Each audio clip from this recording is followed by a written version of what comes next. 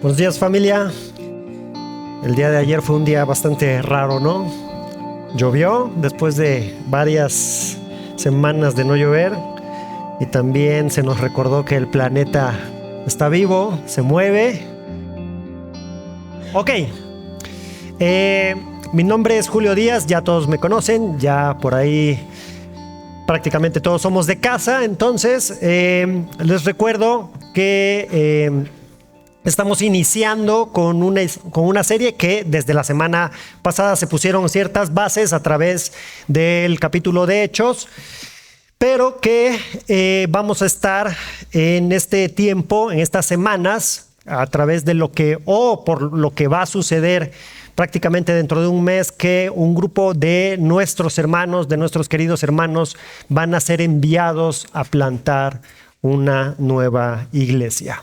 Por lo tanto, te recuerdo que el día de hoy vamos a ver este tema. Va a ser una predicación temática expositiva o prediclase, como le dicen por ahí. Entonces, va a ser más clase que predica, no se preocupen. Pero bueno, esta es un poco mi tendencia. Pero bueno, vamos a tratar de responder ¿por qué plantar iglesias? ¿Esto es algo que nosotros como Doxa nos sacamos de la manga, que simplemente lo creamos, o es algo que está dentro o inmerso de la palabra de Dios? Entonces vamos a tratar de responder esa pregunta y vamos a ver algunos aspectos de lo que hace la iglesia y qué hacemos como iglesia.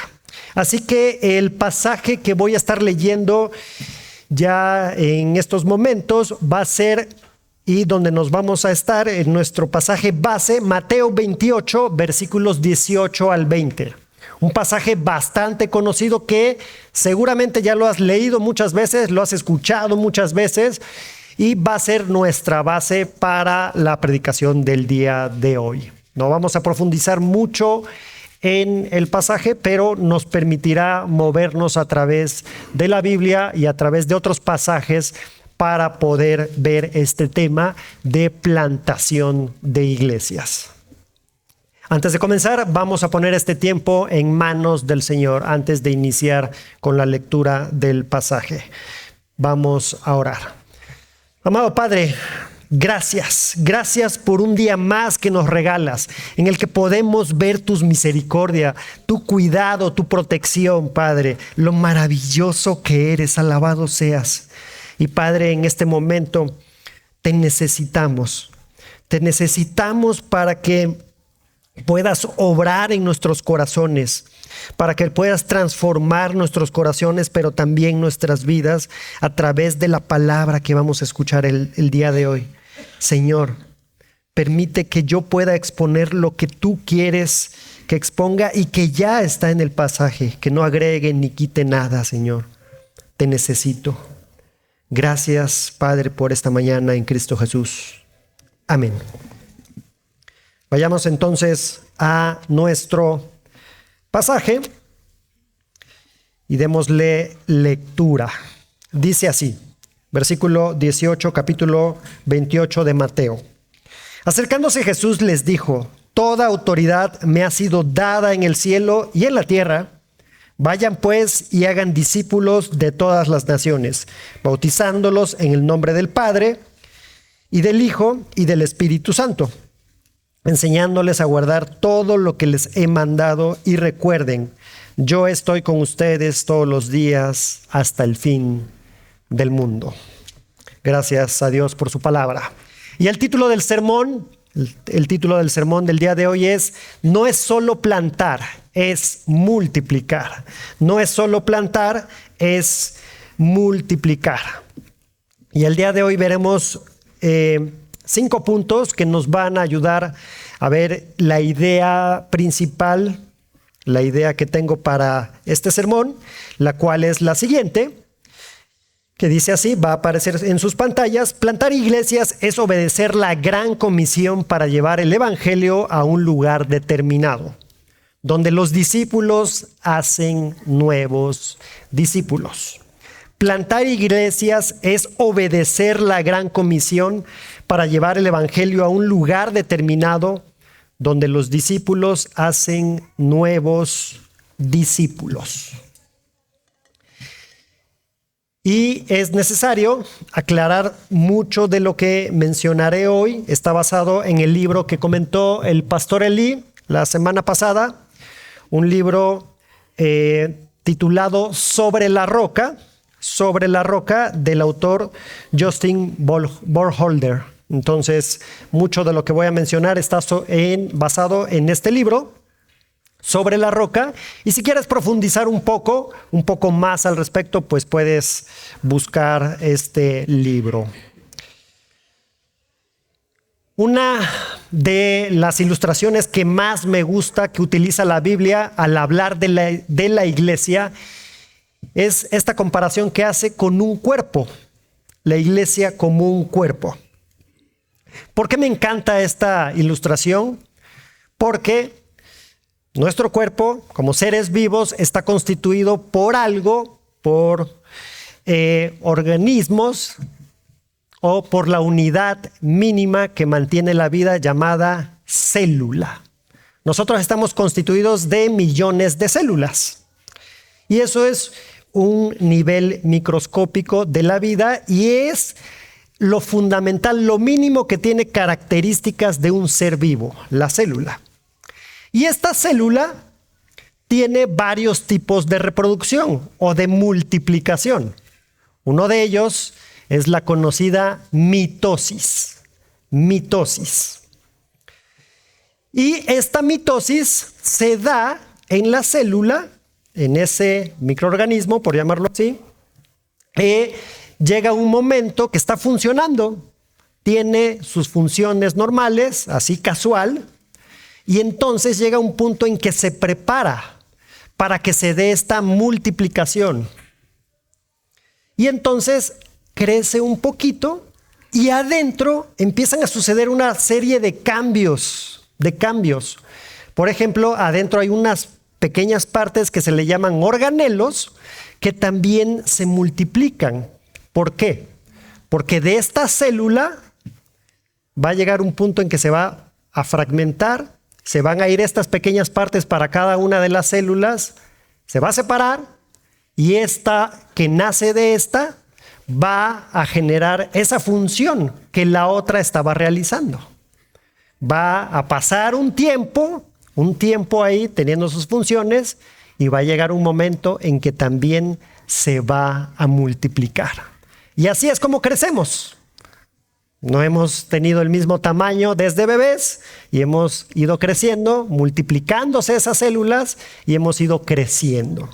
Y por eso es que me encanta esta ilustración de la iglesia como cuerpo, porque nos ayuda a pensar cómo tiene que ser la iglesia, cómo tiene que funcionar la iglesia. Ahora,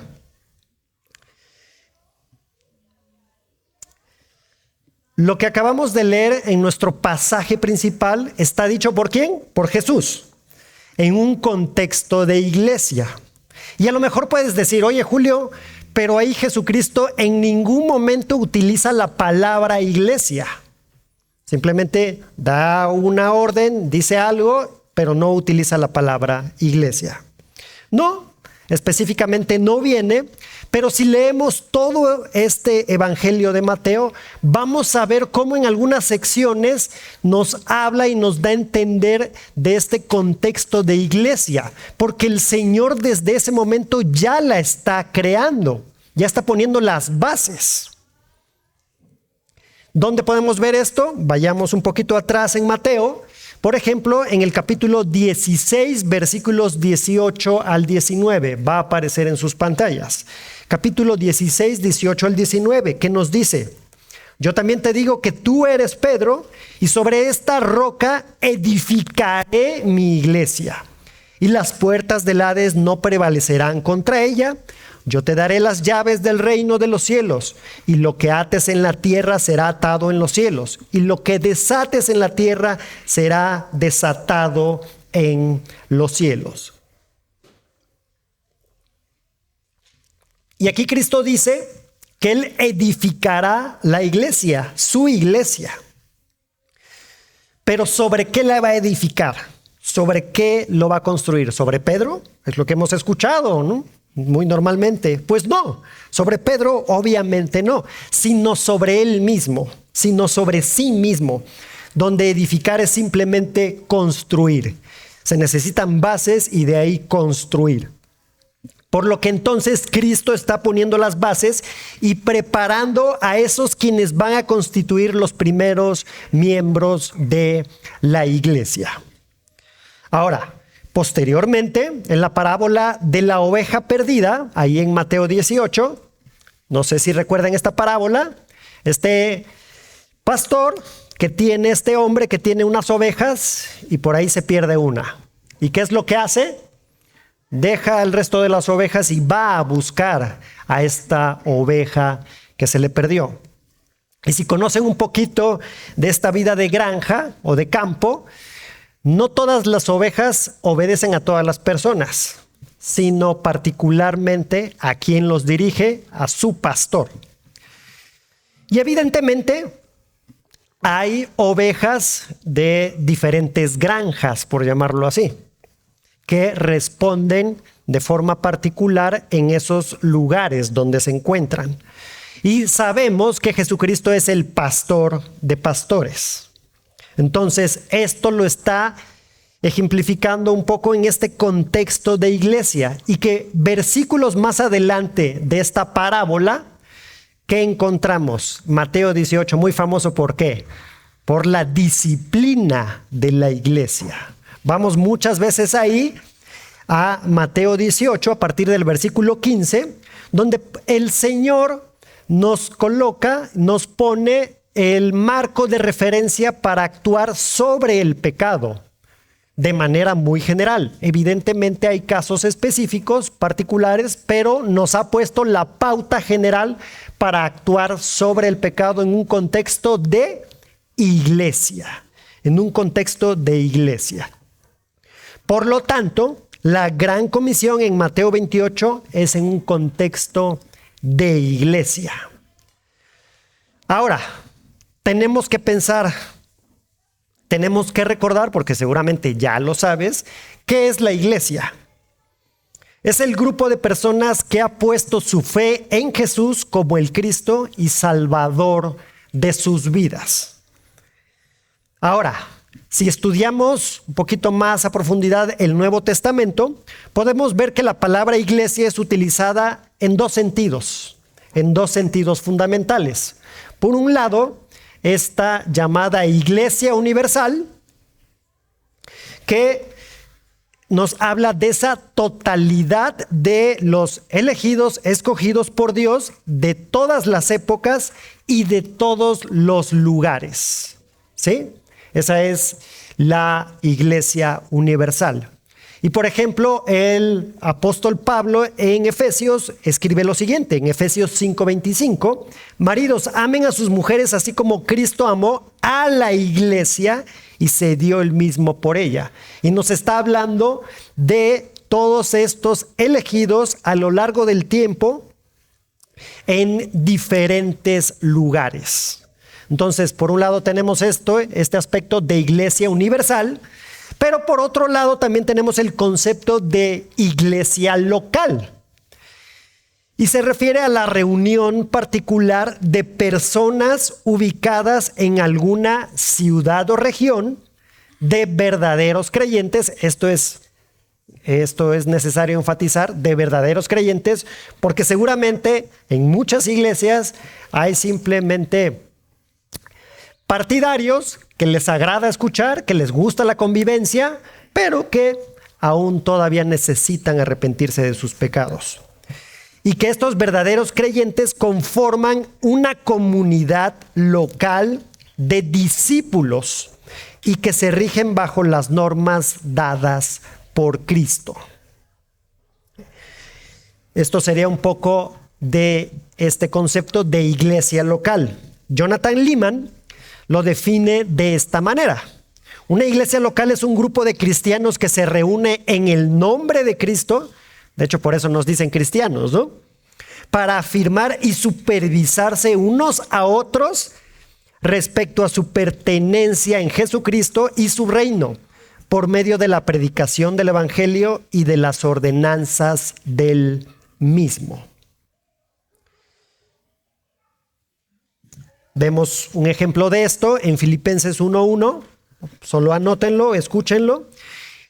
Y dice: Pablo y Timoteo, siervo de Cristo Jesús, a todos los santos de Cristo Jesús que están en Filipos, incluyendo a los obispos y a diáconos. Les está escribiendo a una comunidad particular de creyentes. Entonces, tenemos esto: iglesia universal, iglesia local, que no son aspectos diferentes, simplemente son lo mismo y viéndolo desde algún ángulo. Que entonces tenemos esto de iglesia. Así vayamos a nuestro primer punto, un punto muy pequeño, que es: la iglesia le pertenece a Cristo. La iglesia le pertenece a Cristo. Ahora, si hemos sido salvos por la obra de Cristo, hemos sido adoptados por Dios y como sus hijos le pertenecemos a Cristo. Así que implícitamente en el concepto de iglesia local podemos encontrar la idea de que somos una familia. Y es por esa razón que muchas veces cuando se nos olvida el nombre de alguien, le decimos: oye, hermano, hermana. Entonces, claro, somos hermanos y hermanas. Te animo a que nos aprendamos los nombres, pero esto es una de las razones por las que nos llamamos así. Somos hijos del mismo Padre por adopción. Efesios 1:5 nos dice esto: en amor nos predestinó para adopción como hijos para sí mediante Jesucristo, conforme a la buena intención de su voluntad.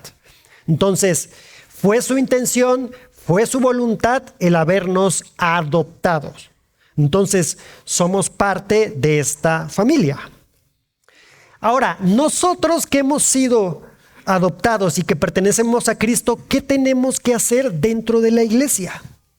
Sí, bien, pasamos tiempo juntos, pero ¿qué específicamente tenemos que hacer? Hay varios aspectos que veremos.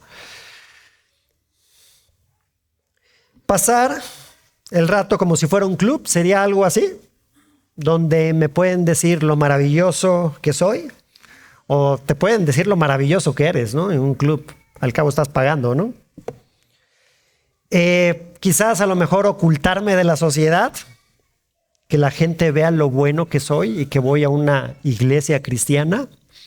O quizás creer que soy superior a los demás, que soy moralmente superior a los demás porque soy creyente.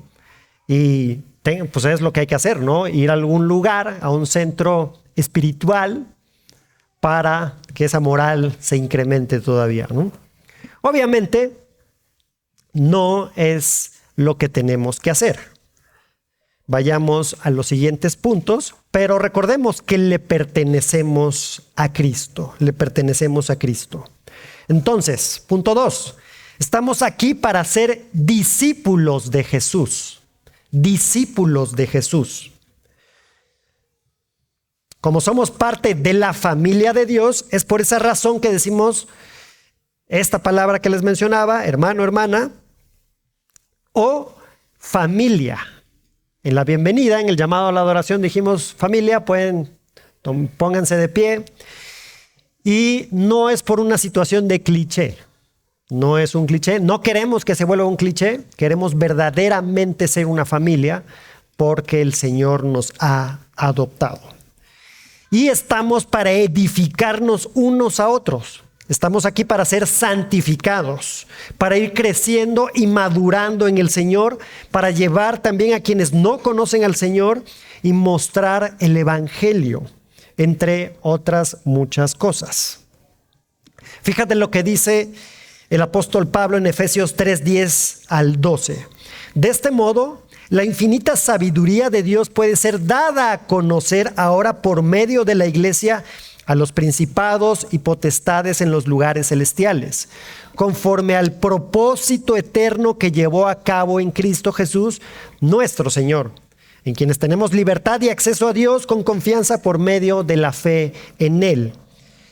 Y fíjate cómo el apóstol Pablo dice que Dios utiliza a la iglesia para comunicar para comunicar la misma sabiduría de Dios a estos principados y potestades. Está utilizando a la iglesia para hablarle a seres que no conocemos nosotros. Imagínate entonces lo que hace con su iglesia para hablarles a las personas que sí nos ven, que sí pueden observarnos. Por lo tanto, se trata de esta transformación de un grupo de personas en y por el Evangelio. La iglesia que somos utilizados por Dios para mostrar a estos seres celestiales.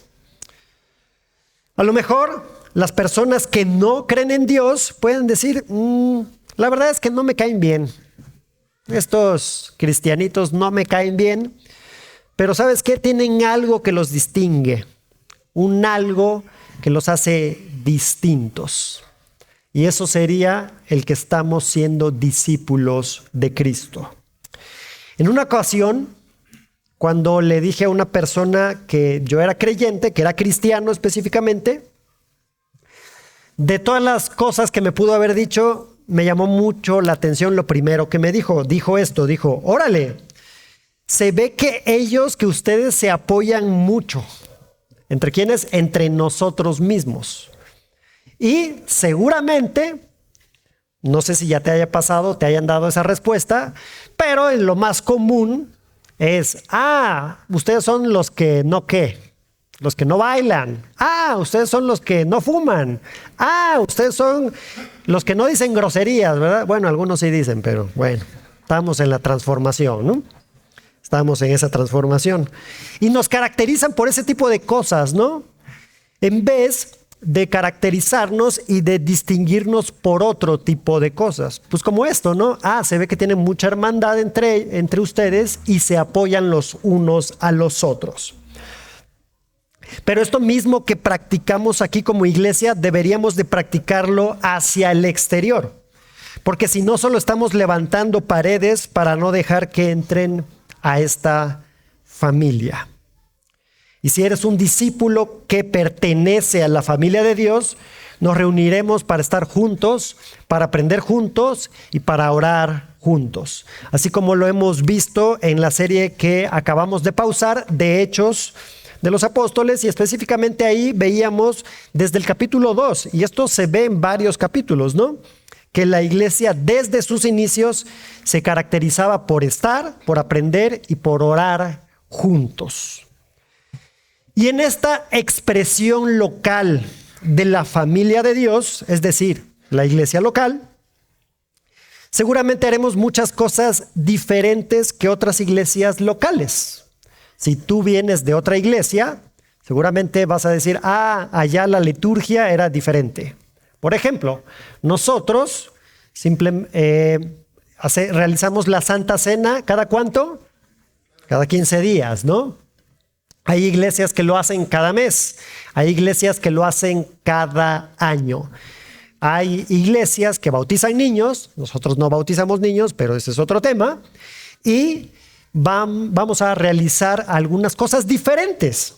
Pero si está esto esencial, este aspecto de estar juntos, de aprender juntos y orar juntos, esas son bases fundamentales que toda iglesia tiene que tener y debe de ser una característica de ellas.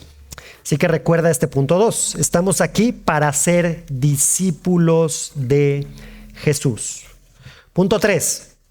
Si le pertenecemos a Dios, pensando en el punto 1, como iglesia nos debemos de reconocer por el amor. Por el amor. Y esto está en perfecta armonía con lo que dice el verso 20 de nuestro pasaje principal, enseñándoles a guardar todo lo que les he mandado. Y en ese todo implica esto de amarnos.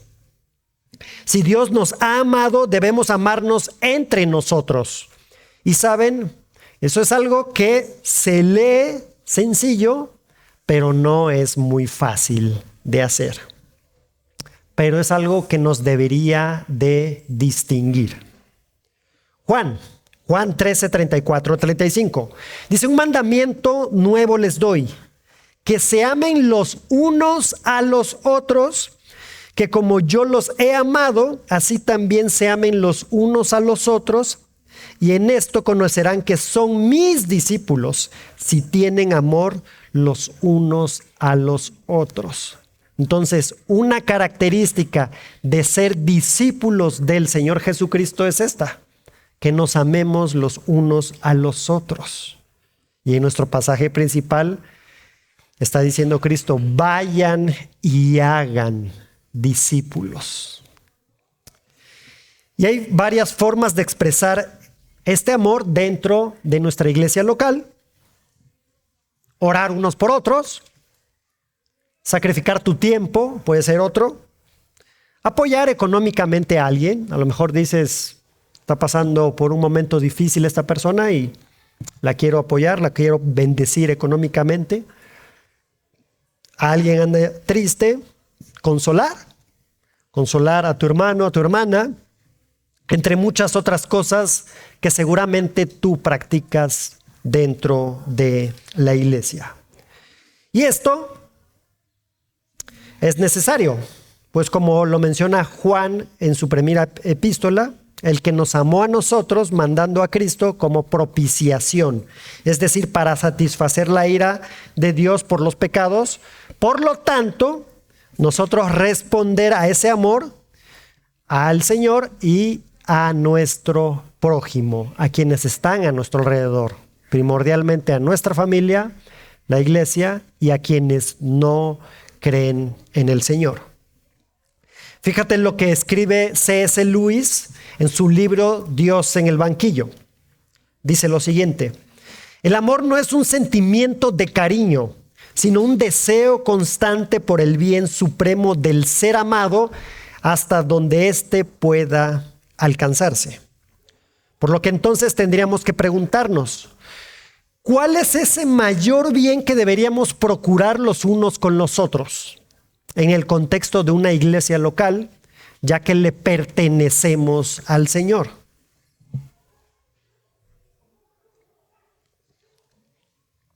Claro, todas estas cosas que dije son buenas, son de bendición, pero no es el mayor bien. Fíjate lo que la respuesta nos las da el apóstol Pablo ahí en Romanos 8, 28, 29, un pasaje también bastante conocido. Y sabemos que para los que aman a Dios todas las cosas cooperan para bien. Esto es, para los que son llamados conforme a su propósito, porque a los que de antemano conoció, también los predestinó a ser hechos conforme a la imagen de su Hijo, conforme a la imagen de su Hijo, para que Él sea el primogénito entre muchos hermanos. Y si recuerdas, ahí en el Génesis, fuimos creados a imagen y semejanza ¿de quién? De Dios. ¿Y qué sucede con esta imagen después del pecado? Esta imagen se perturba. Está distorsionada nuestra imagen de Dios en nosotros. Si bien tenemos todavía parte de esa imagen, pero en general está distorsionada. Y ahora, esta imagen que se alteró, en Cristo es restaurada. En Cristo es restaurado, no porque tengamos la capacidad nosotros mismos de restaurarla. Porque si te das cuenta, los intentos del ser humano por autocorregirse a través de moral, leyes, economía, etcétera, etcétera, simplemente no lo han logrado, sino únicamente por los méritos de Cristo es que esa imagen puede ser restaurada, ser hechos conforme a la imagen de su Hijo. Y este es el mayor bien que debemos procurarnos, apoyarnos para que seamos conformados cada vez más y más a la imagen de Cristo. Pero esto implica un problema. ¿Por qué? Porque a veces en ese acercamiento de procurarnos ser más a la imagen de Cristo, pues puede haber ciertos roces. Fíjate lo que dice Levítico 19:17 y Hebreos 10:23-24. Aparecerá en sus pantallas, lo voy a leer de manera continua. Levítico: no odiarás a tu compatriota en tu corazón. Ciertamente podrás reprender a tu prójimo, pero no incurrirás en pecado a causa de él. Hebreos 10, 23, 24. Mantengamos firme la profesión de nuestra esperanza sin vacilar, porque fiel es aquel que prometió. Consideremos cómo estimularnos unos a otros al amor y a las buenas obras. Entonces tenemos que buscar ese estimularnos, pero también ese estimularnos no solo es una palmadita en la espalda. Échale ganas, no te preocupes. Sé que hiciste mal, pero no hay bronca, arrepiéntete y tú échale ganas. Y para arriba, como la espuma, ¿no? Ese amor debe estimularnos a hablar temas difíciles, temas incómodos, de prevención, de cuidado o de arrepentimiento de pecado en nuestra vida, que nos llevarán a honrar y obedecer cada vez más a nuestro Señor. Y ahora, esto es difícil, como ya lo dije. ¿Por qué? Porque a veces somos, como dicen, ¿no? Por ahí, jarritos de tlaquepaque. Cualquier cosa nos quiebra. Ay, es que me habló feo. Ay, es que sí tiene razón, pero pues no son las formas. Ay, es que le va al equipo contrario, ¿no? Entonces, pues no. Es difícil, pero tenemos que buscar hacerlo, buscar irnos conformando como a la imagen del Señor. Y es lo que hacemos y deberíamos de estar haciendo como iglesia local. Paul Tripp, en su libro Instrumentos en las manos del Redentor, dice lo siguiente: nuestra cultura le atribuye una gran importancia a ser tolerante y cortés. Y si se dan cuenta, esto se ha incrementado en los últimos años, ¿no? Tratamos de evitar momentos incómodos, por tanto vemos, pero no hablamos. Llegamos al punto en que nos convencemos de que no hablamos porque amamos a la otra persona, mientras que en realidad no hablamos porque nos falta amor. Si amas a esa persona, vas a exhortarla en amor y se va a aclarar la situación que se deba de aclarar. Y esto en la iglesia, como en cada plantación, no es una tarea exclusiva del pastor o del liderazgo, sino de todos los miembros que pertenecemos a la familia local. Y es un reto que una nueva plantación va a tener que hacer. Y es un reto para cada iglesia, porque no es fácil. Así que si nos vamos a ir conformando a la imagen de Cristo, ahora sí que debemos de decirnos las cosas, claro, en amor, porque también reflexionemos, ¿no? A veces sí podemos decir las cosas de manera muy dura y a lo mejor es algo que traemos nosotros mismos en nuestro corazón. Y algo que sucede comúnmente es esto, ¿no?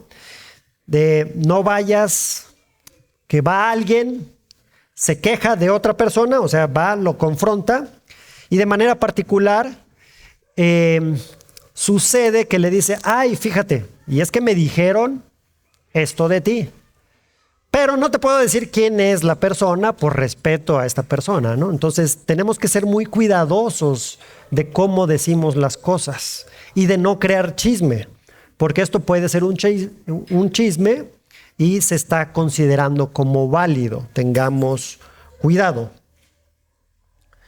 Seamos cuidadosos con esto, porque la murmuración y el chisme dentro de la iglesia es sumamente devastador. Y es todo lo contrario a la exhortación.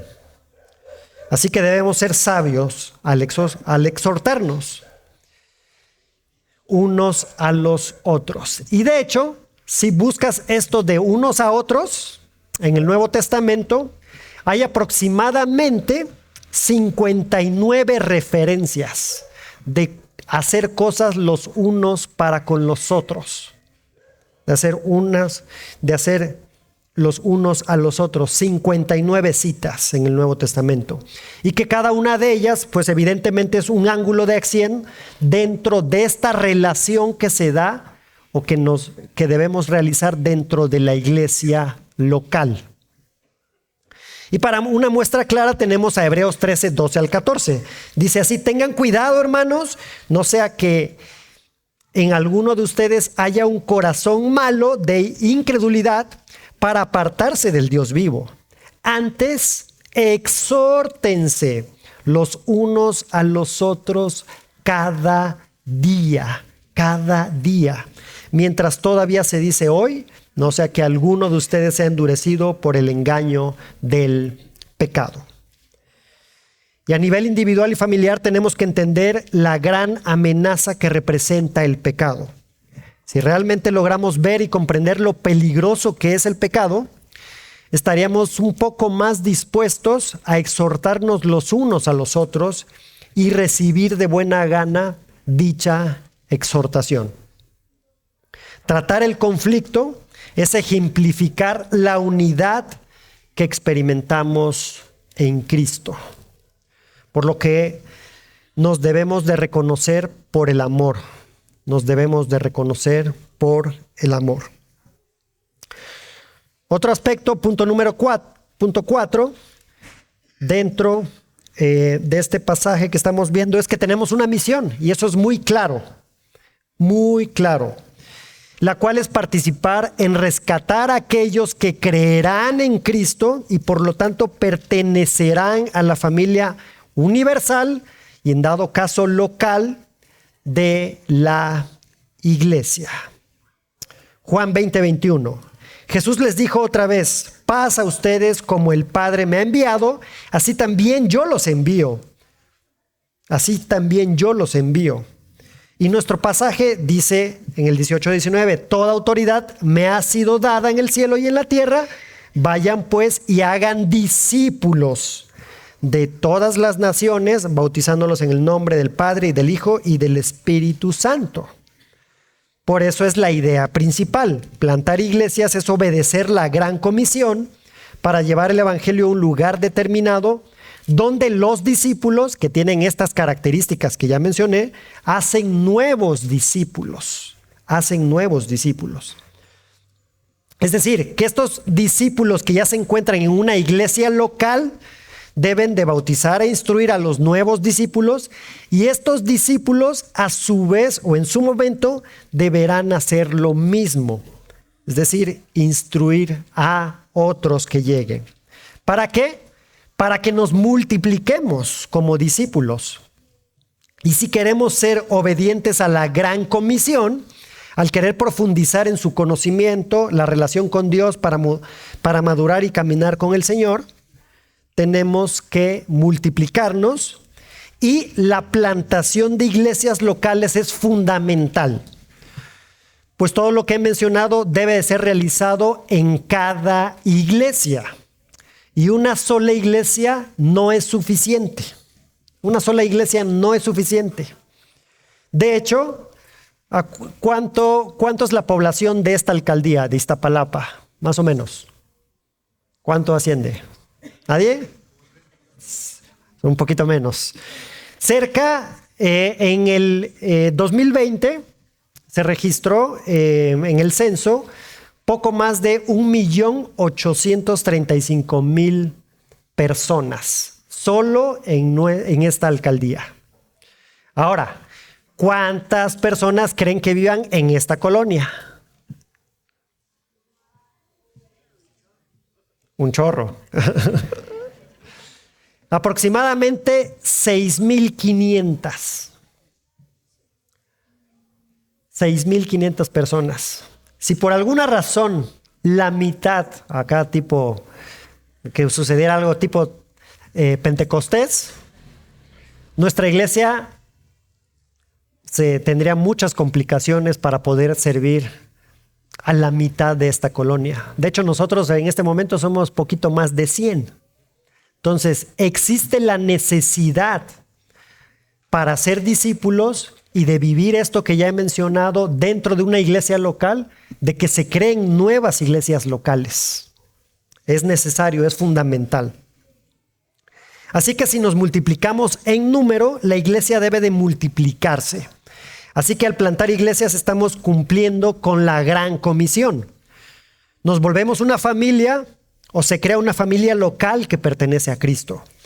Nos reconocemos porque nos amamos unos a otros y participamos en la misión del rescate de los incrédulos. Y esto debe de ser parte de una nueva iglesia local. Para ir cerrando, punto 5.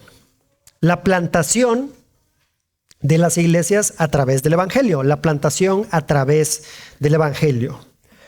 Solo podremos realizar esto a través del Evangelio, no en nuestras propias fuerzas.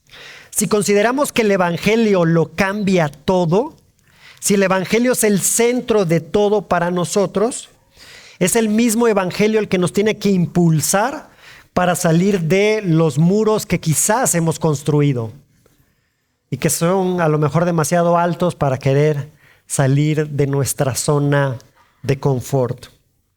Pero es fundamental ver el ejemplo de Cristo.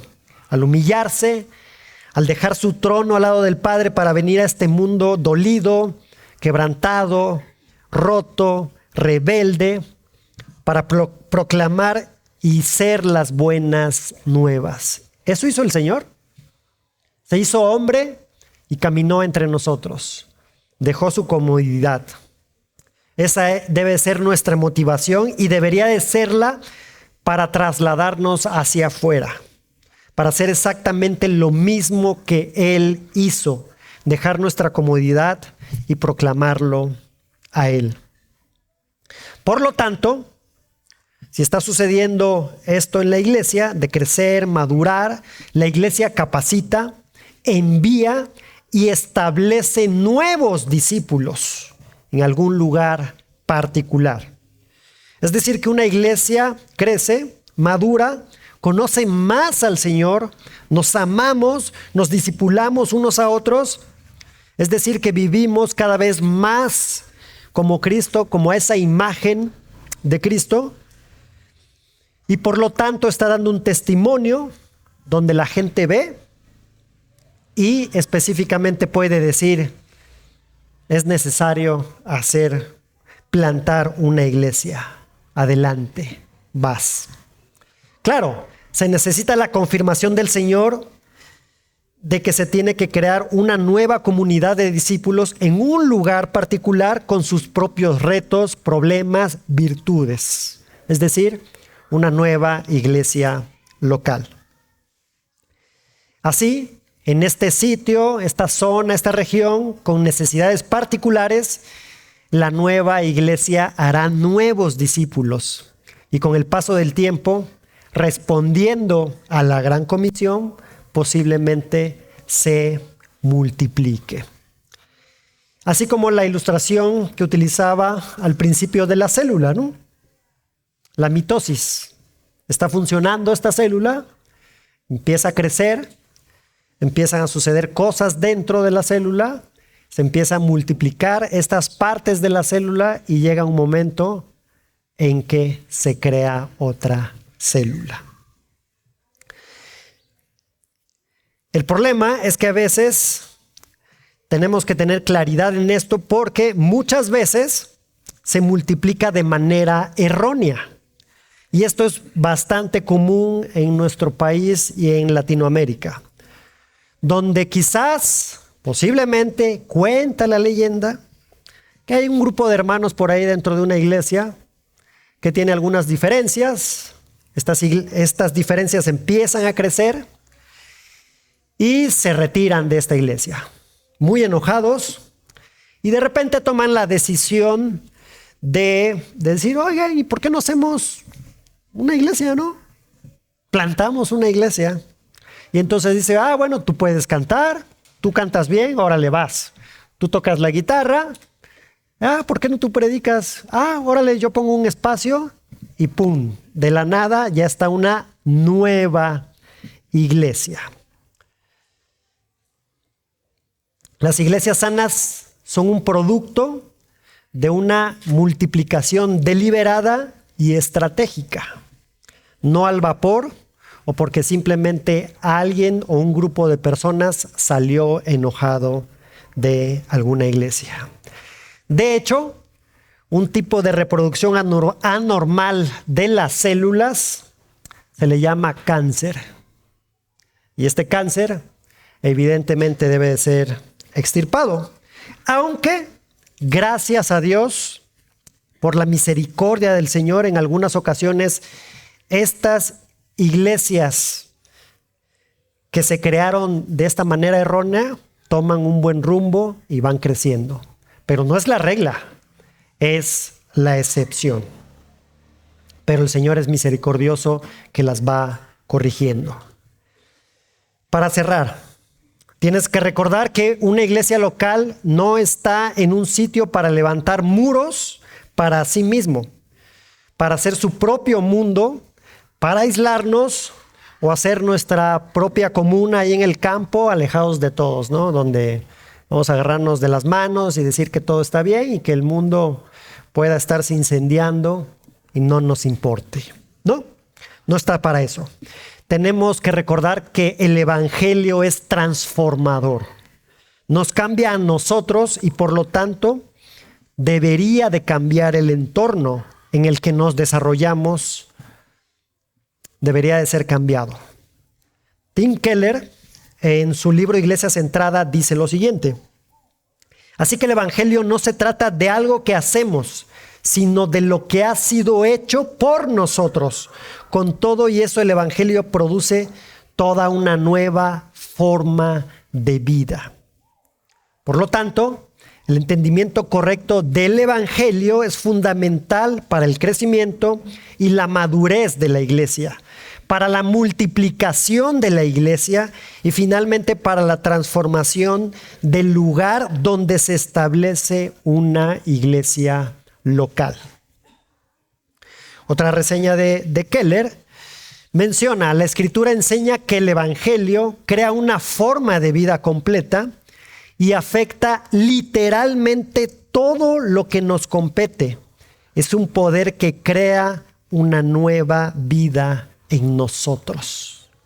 El evangelio tiene que ser transformador. Es el cambio que Dios ha hecho interiormente que se evidenciará exteriormente. Por lo tanto, si reconoces que Dios te ha aceptado y te ama de manera gratuita y te ha amado gratuitamente por gracia, es ahí entonces el inicio de la capacidad de obedecer, de ir a ser más discípulos y de ir y plantar iglesias. Y gracias a Dios, aquí hay un grupo de hermanos que han obedecido a ese llamado de ir y plantar una nueva iglesia local. Alguien obedeció la gran comisión y les mostró a ellos el evangelio. Y ahora ellos están obedeciendo la gran comisión para llevar el evangelio a un lugar con un contexto cultural particular, respondiendo a ese llamado. Y confiando que seguramente habrá momentos sumamente difíciles, pero que podemos descansar en la promesa con la que finaliza el Evangelio de Mateo. Yo estoy con ustedes todos los días hasta el fin del mundo. Para cerrar, ¿cómo podemos participar en esta gran comisión en un contexto de iglesia? En un contexto de iglesia. Porque si tú normalmente predicas el evangelio, hablas con personas no creyentes, estás estimulando a otros a crecer más en el Señor, estás discipulando. Estás de alguna forma, desde un ángulo de visión, estás respondiendo a la gran comisión. Pero en un contexto como iglesia, ¿qué puedes hacer? ¿Qué podemos hacer?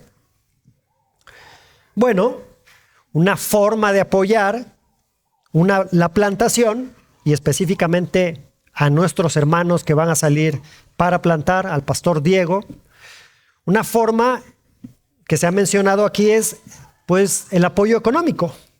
Esto ya se ha expresado en algunas ocasiones. Nuevas plantaciones evidentemente tienen diversas necesidades, tendrán diversas necesidades y el apoyo económico es fundamental. Obviamente, de acuerdo a lo que tú consideres, de acuerdo a tu presupuesto, pero también sacrificialmente, y gracias a Dios, un buen número de hermanos ya ha respondido a esto. Esto es una forma específica en la que puedes ser de bendición y participar de esto. Pero a lo mejor dices, bueno, no puedo, esta forma no la puedo realizar. Aquí hay otra. Acércate con ellos, pregúntales cómo puedes orar por ellos de manera específica. No lo dejes al aire, así de voy a estar orando por ti. No, acércate a ellos y pregúntales cómo estás, cómo están, en qué puedo ayudarte a orar durante este tiempo. Y no solo durante este tiempo. Ellos van a ser enviados, pero va a requerir tiempo la plantación. Y podemos estar orando de forma constante por ellos. Pero sé específico, acércate, pregunta. Otra que puedes realizar es, ¿tienes dudas acerca de la plantación? ¿Tienes preguntas? A lo mejor dices, pues me queda cerca, me va a quedar cerca de donde vivo. Entonces, acércate también a ellos, pregúntales de qué se trata esta nueva iglesia. ¿Se trata de lo que estamos haciendo o de las formas o de hacer más discípulos? Acércate a ellos para que a lo mejor puedan ser aclaradas tus dudas y puedas ser parte de este equipo para plantar. Y si tienes dudas, sí, a lo mejor después de preguntar, que te aclaren tus dudas y dices tú, no, la verdad, por el momento no quiero acompañarlos en la plantación, pero tienes las otras dos opciones para ser de bendición para ellos. Entonces, puedes participar de una forma específica hacia esta nueva plantación. Ponte de pie, por favor.